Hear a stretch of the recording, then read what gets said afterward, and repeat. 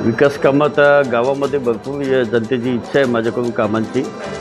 त्याच्यामध्ये गटारीचा प्रश्न आहे, रस्त्यांचा आहे, पाणी प्रश्न आहे. हे जास्तीत जास्त कामं माझं मिरर टाईम त्याच्यात सोडवण्याचा प्रयत्न करेन. बाकी ज्या काही समस्या आहेत त्या चालत राहतील. रस्ते असतील, गटारी असतील, शौचालय असतील, त्याही त्यांच्या माध्यमातून होत राहील.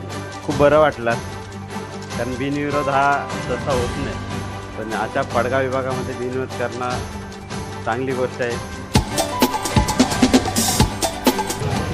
मी माझे सर्व सहकारी सदस्य, बंधू भगिनी आणि जमलेले ग्रामस्थ यांना मी सर्व श्रेय देतो त्याच्याबद्दल. आज आपण सरपंच होताना किती आनंद होता? एक माझी 2-4 वर्षापासून जी इच्छा होती की आज या जनतेच्या आणि सदस्य सहकारी बंधू भगिनींच्या माध्यमातून पूर्ण झालेली आहे. तसाच याच्या सरपंच पदासाठी मला श्रीकांत गायकर साहेब असतील, गुरुनाथ जाधव साहेब असतील, पंडित पाटील साहेब असतील, पाटील साहेब यांच्या सहकार्याने आज ती पूर्ण झाली. आपण विकासाबद्दल काय सांगू? हां विकासाबद्दल आपण काय सांगू? विकास कामात गावामध्ये भरपूर जनतेची इच्छा आहे माझ्याकडून कामांची. त्याच्यामध्ये गटारीचा प्रश्न आहे, रस्त्यांचा आहे, पाणी प्रश्न आहे. हे जास्तीत जास्त कामं माझं मिरर टाईम त्याच्यात सोडवण्याचा प्रयत्न करतो.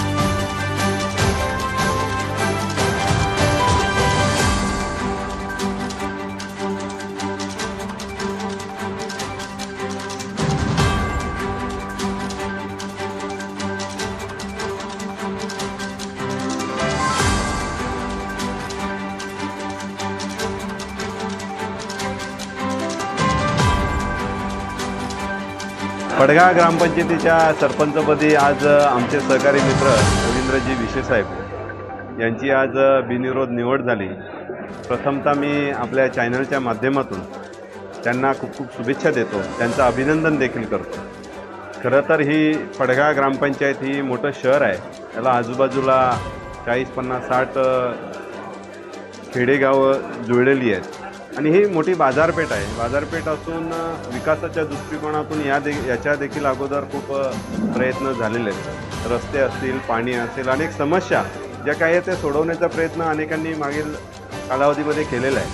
आज देखील काही ज्या समस्या आहेत त्या आमचे मित्र रवींद्रजी विशे यांच्या माध्यमातून व्हाव्या ही एक अपेक्षा व्यक्त करतो आणि त्यासाठी जी काही त्यांच्या पाठीमागे जी काही ताकद उभी करण्याचा जो काही प्रयत्न असेल, मग आमचे माजी केंद्रीय मंत्री कपिलजी पाटील साहेब असतील, शिवसेनेचे नेते प्रकाशजी पाटील साहेब असतील, आमदार शांतारामजी मोरे साहेब असतील आणि ते स्वतः मनसेचे पदाधिकारी आणि त्यांची मनसेचे जे काही नेते आहेत त्यांच्या माध्यमातून जे काही विकासाच्या दृष्टिकोनातून यापुढे देखील त्यांना काही गरज लागली तर आम्ही नक्कीच त्यांना सहकार्य करू. पडगावच्या बाबतीमध्ये आत्ताच आमच्या डॉक्टर साहेब यांनी सांगितलं गेलं की जल जीवनच्या माध्यमातून आदरणीय पंतप्रधानांचं एक ड्रीम होतं का प्रत्येक घर घर जल या योजनेच्या माध्यमातून 16 कोटी या पडगाव ग्रामपंचायतीला प्राप्त झालेले आहेत आणि त्याचं काम युद्धपातळीवर चालू आहे. मी विशे साहेबांना विनंती करेल की प्रथमतः तो जो एक काम आहे तो थोडासा वॉर फुटिंगवर हातात घेऊन कसं तो पूर्णत्वास नेता येईल आणि प्रत्येकाला आपल्याला त्या नळाद्वारे पाणी कसं देता येईल या दृष्टिकोनातून आपण प्रथमतः प्रयत्न केले पाहिजेत. बाकी ज्या काही समस्या आहेत त्या चालत राहतील. रस्ते असतील, गटारी असतील, शौचालय असतील, त्याही त्यांच्या माध्यमातून होत राहील.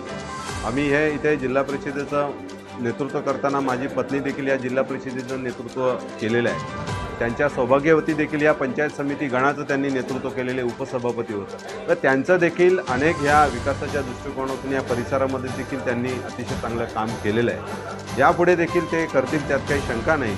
पण येणाऱ्या काळामध्ये जे काही पडग्या शहराच्या बाबतीमध्ये जे काही अनेक चांगले धोरणात्मक निर्णय असतील ते रवींद्रजी विशे साहेब यांनी घेतले पाहिजे आणि त्यासाठी आमचं सगळ्यांचं सहकार्य त्यात लाभेल त्यांना काही शंका नाही.